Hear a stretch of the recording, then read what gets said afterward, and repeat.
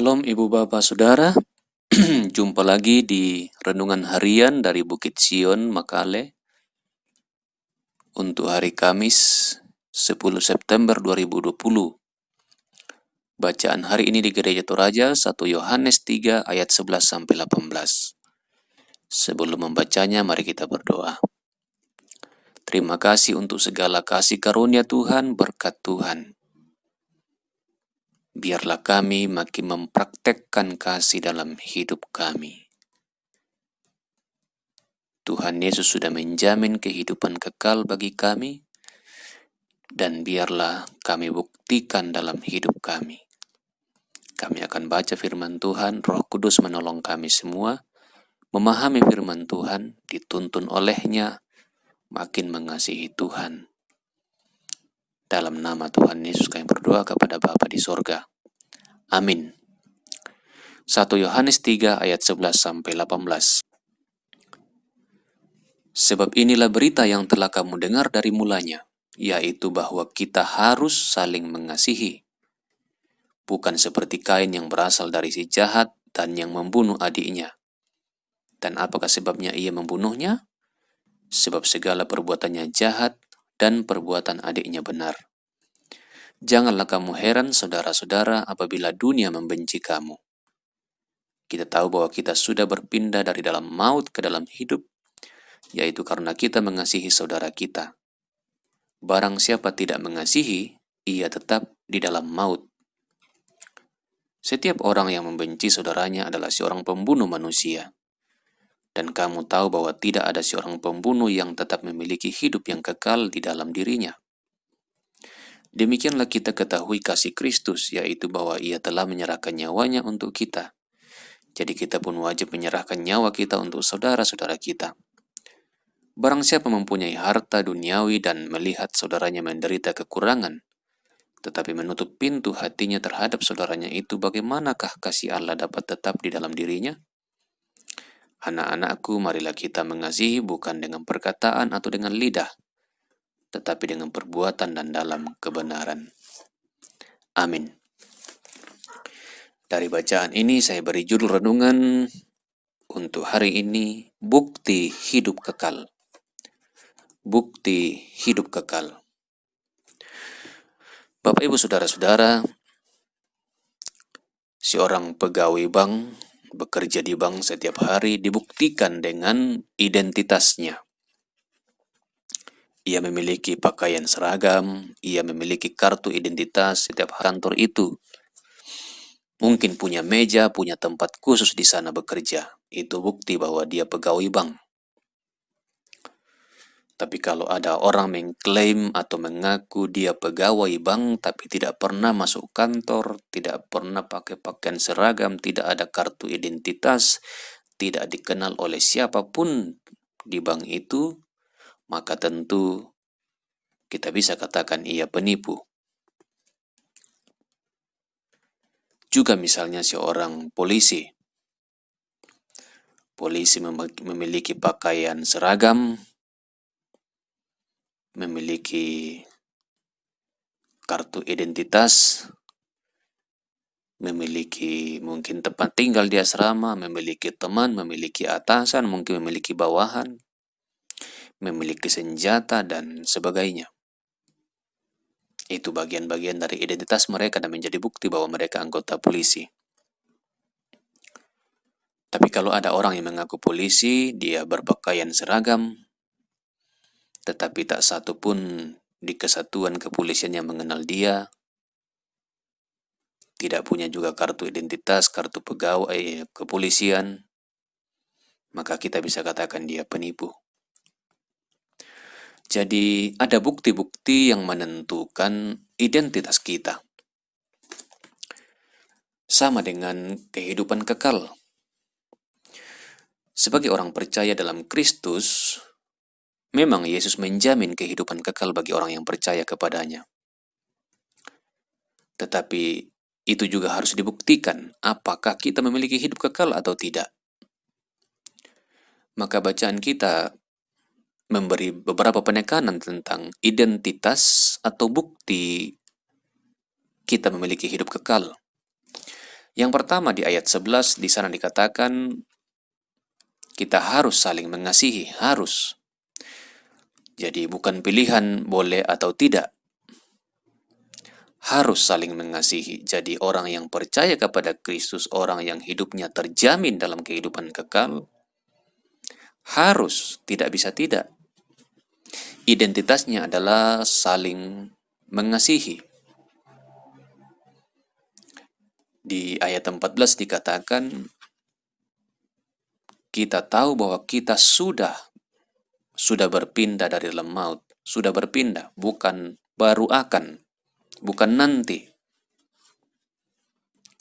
Sudah dalam arti karya Yesus di kayu salib menjamin kita pasti akan memiliki hidup kekal. Sedang dialami dan nanti disempurnakan ketika Dia datang. Jadi sudah pindah dari dalam maut ke dalam hidup. Kita akan mati, tetapi kita tetap ada dalam persekutuan dengan Tuhan. Dan itulah maut. Pengertian maut yang sebenarnya adalah terpisah dari kasih Tuhan.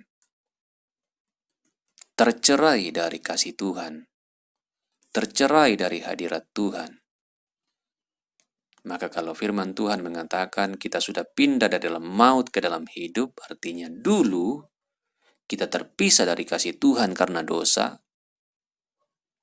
Sekarang tidak lagi, kita bersatu lagi dalam kasih Tuhan karena iman kepada Kristus.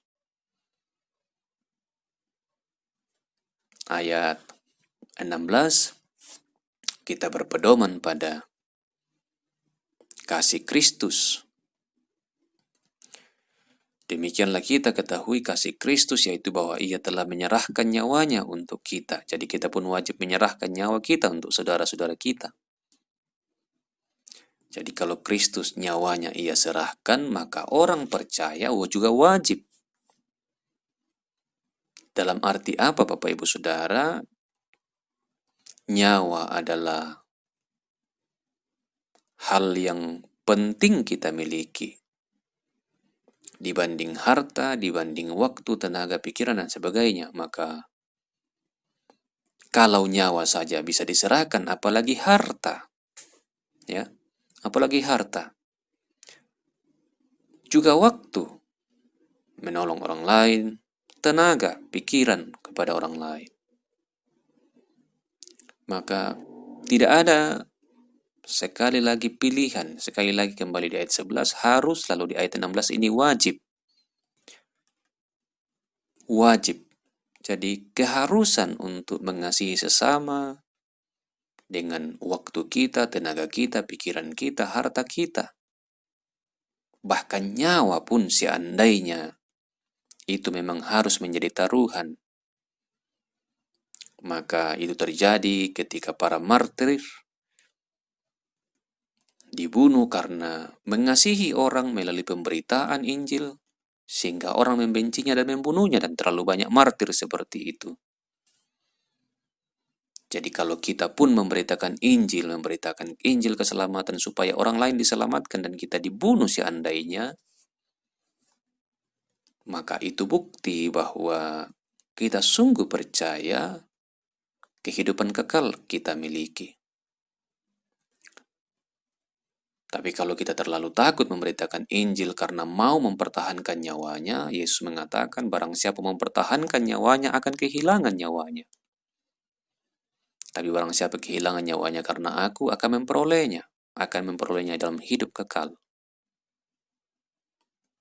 Maka penekanan kasih itu penting sekali. Ayat 18, jangan mengasihi dengan kata-kata saja, tapi juga harus dengan perbuatan. Jadi artinya tetap harus mengasihi dengan perbuatan, satu paket dengan kata. Jadi rupanya orang-orang yang dituju oleh surat ini mengasihi dengan kata-kata, cukup dengan kata-kata, perbuatan tidak. Maka ada penegasan, harus dengan kata tapi juga dengan perbuatan. Itulah bukti hidup kekal. Orang yang hidup dalam kekekalan mengasihi, tidak ada pilihan. Dia wajib, dia harus mengasihi. Kalau dia jahat kepada orang lain sama seperti Kain dan terhadap Habel ayat 12. Atau bahkan di ayat 15, siapa membenci ia sama dengan pembunuh. Kalau orang membenci dia sama dengan pembunuh. Dia tidak tetap memiliki hidup yang kekal. Artinya bisa saja orang membunuh tapi percaya kepada Kristus dan ia meyakini dia memperoleh hidup kekal. Tapi kalau ia membenci saudaranya, maka hidup kekal itu tidak tetap dalam dirinya. Hidup kekal tidak tetap dalam dirinya. Dulu ada, tapi kehidupan kekal itu tidak tetap tinggal. Karena ia ternyata membenci, dan membenci itu sama dengan membunuh. Juga ayat 17. Siapa mempunyai harta duniawi dan melihat saudaranya menderita kekurangan tetapi menutup pintu hati, tidak mungkin kasih Allah tetap dalam dirinya, tidak mungkin. Jadi orang membenci saudaranya, orang membenci orang lain itu sama dengan pembunuh dan tidak mungkin hidup kekal, memperoleh hidup kekal. Orang memiliki harta tapi menutup pintu hati dan tidak mengasihi orang lain, tidak berbagi dengan orang lain, tidak mungkin memiliki hidup kekal. Jadi penegasan membenci saudara, pelit dan tidak bantu orang lain itu bukti dia tidak memiliki hidup kekal. Tapi orang yang mengasihi dengan harta, dengan waktu, tenaga, pikiran, dengan kata, dengan perbuatan, bahkan nyawanya diserahkan, itu bukti dia memiliki hidup yang kekal. Maka karena itu Bapak Ibu Saudara, mari berjuang bersama-sama dalam tuntunan kekuatan pimpinan Roh Kudus. Kita mengasihi sesama kita dan kita sadari kita telah dikasihi oleh Tuhan. Yesus telah mati untuk kita supaya kita hidup. Dan karena itu mari praktekkan kasih kepada sesama. Di hidup kita yang singkat, di hidup kita yang tersisa. Dengan kata, dengan perbuatan, dengan harta, waktu, tenaga, pikiran, bahkan nyawa seandainya pun, karena kita memberitakan Injil Kristus. Terpujilah Tuhan. Amin. Kita berdoa. Terima kasih ya Tuhan untuk firman-Mu, kiranya Roh Kudus makin memperjelasnya bagi kami masing-masing, di tempat kami masing-masing, di pikiran, di hati kami masing-masing, sehingga kami selalu makin sadar, makin ingat, kami harus, tidak bisa tidak, kami wajib mengasihi sesama kami, karena Tuhan Yesus telah mati untuk kami, agar kami beroleh hidup yang kekal. Kiranya kami makin buktikan dalam hidup kami sehari-hari. Berkati gereja Tuhan di muka bumi terus dibarui, diubahkan untuk menjadi berkat, menjadi garam bagi dunia ini. Agar keselamatan menjadi milik semua orang.